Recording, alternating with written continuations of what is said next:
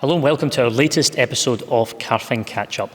It's changing days. Announcement has been made that masses can return, albeit in smaller numbers. So today we're joined in Carfin with Father James Grant, the parish priest of St Francis Xavier and guardian of the grotto, to discuss how these changes are going to affect Carfin. So Father, last week the First Minister announced that along with museums, galleries, libraries, cinemas, churches can now be open for public worship. So a lot of people have been asking, what are your plans for Carfin and how is Carfin going to deal with this? Brian, I think the first thing I want to say is that phase 3 isn't exactly a return to normal. It's just the next stage in a progression towards a return to some form of normality. And for that very reason, the obligation to attend Mass is still dispensed. But at the same time, we rejoice that public worship has been restored to allow people to gather once again, to listen together to the Word of God, and then, most importantly, to be nourished with the bread of life, the Holy Eucharist. This return to public worship is obviously something I have looked forward to immensely, to being back, to being able to celebrate Holy Mass with a congregation in front of me. My hope and my plan would have been to make the very best use of the grotto by celebrating Mass outdoors, albeit with social distancing, where people could gather confident that any risks of contagion of the COVID-19 virus would be considerably decreased. A good number of people with whom I shared my plans were very enthusiastic about such an idea, and many said they actually preferred an outdoor setting for those very reasons, because the risk of contagion is much lessened. It's a great pity that these people will now be saddened and disheartened to discover that this popular solution is prohibited now by the Scottish Government's present guidelines regarding outdoor gatherings which are limited to 15 people. I take it from this that Holy Mass then is being likened to a live event, such as a concert, and these live events are not envisaged before the 31st of July, though the guidelines state that this broad category of live events is under review to determine which type of events are safe to resume slightly earlier. I do think, though, they could have made some kind of exception for Mass, which is a much more structured event than a pop concert.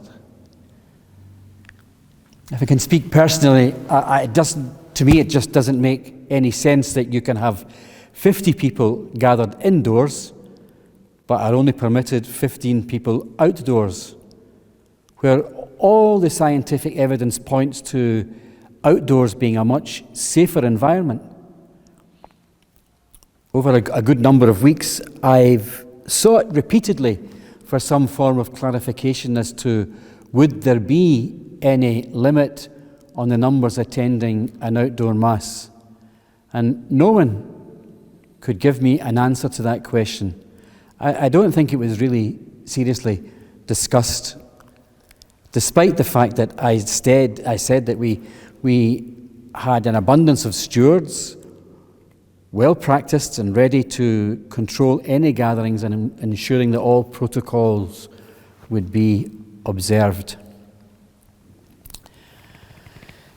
Talking of numbers is again, why is there a cap of 50 being put on attendance at Mass? I just don't understand that. A few weeks ago, we complied with the instruction to prepare our churches for a return to Mass and to measure them out with 2 meters distancing. We here in Carfin have every conceivable provision in place. We've got a machine that measures your temperature. We have stewards ensuring that the sanitizing of hands, the wearing of masks, escorting people to a prescribed seat. Everything that was asked of us, we have done to the exact letter. The church where we are sitting now can hold 94 people according to those prescribed guidelines. So why, oh why, are we now being limited to 50? What methodical approach was used to arrive at that number? Why can you have 50 at a Sunday Mass but only 20 next day at a funeral Mass on the Monday? Explain that to me. If you can't explain it to me, I would be more than happy to comply when these instructions are backed up by a satisfactory explanation. But it all just seems so illogical and inconsistent. Yeah, as you say there, Father, the church is set up. All the pews are cordoned off, and there are places for 94 people or thereabouts. Yeah. So the question then is, given that there is this restriction in place to only allow 50 people into the actual church building at one time, how will that affect Carfin? How's that going to work here? Well, that decision has created immense problems for priests on the front line, at the coalface, if you like, who have now to come up with some resolution as to who can come, who can't come. And I fully expect that stewards at church doors at the weekend will be right in the firing line for disgruntled parishioners who have been refused access to the church. I know that options have been put forward, such as an online booking system or phoning the chapel house to book a seat. And I've got to say that I find the whole idea of booking a seat for Mass is totally abhorrent to me. And I point blank refuse to put any such system into place. It goes against everything I believe and hold dear about Mass, where all should be made welcome. But I would also say booking online militates against the elderly, and indeed any who don't have the technological savvy to do so. That apart, I've got enough pastoral experience to discern that no matter what booking system you put in place, there will always be people who will just turn up at the door on Saturday night or Sunday and be more than irritated when they're refused an entry. So I could go on and on expressing my discontentment and my frustration about so much of the confusion and so much of the chaos that has been created by this sheer lack of coherent, consistent and logical approach to the response to this virus. Just give you an example. A man is not allowed to walk his daughter down the aisle on the day of her wedding, yet he could walk her up and down the aisles of Asda or Tesco from morning till night. Now, does that make any sense? Not to me, it doesn't make any sense to me. A great deal of what appears to be happening makes no sense. I wasn't in a beer garden at the weekend, but I know some who were, and they told me that it was chock-a-block. So what happened to the 15 people only rule for outdoors? Why is the church being asked to interpret this rule so unbendingly? Why is that restriction being placed on the church by the government? Anyway, I said I better stop before I need to call for the help of a good lawyer, an even better canon lawyer.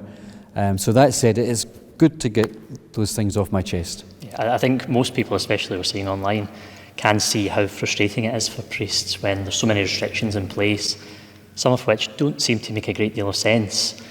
But it's a difficult thing for parish priests to navigate that. Sure. And navigate around that. Sure. Obviously, people want to know the scenario here for Carfin directly. What's going to be the situation for Masses in Carfin? Are there going to be more Masses? Well, I've had to revert to Plan B now, and this is Plan B as far as I'm concerned. Since the situation seems to evolve on a daily basis, I will consider how this week has gone. before making a decision about the following week. So as for this week, what I'm going to do is I'm going to celebrate a public Mass at 10 a.m.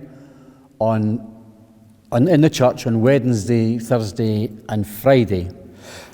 On Saturday morning, there'll be no Mass, but rather I will pray the Rosary at 10 o'clock, and then that will be followed by the lighting of candles, which we've been doing since the very beginning of lockdown.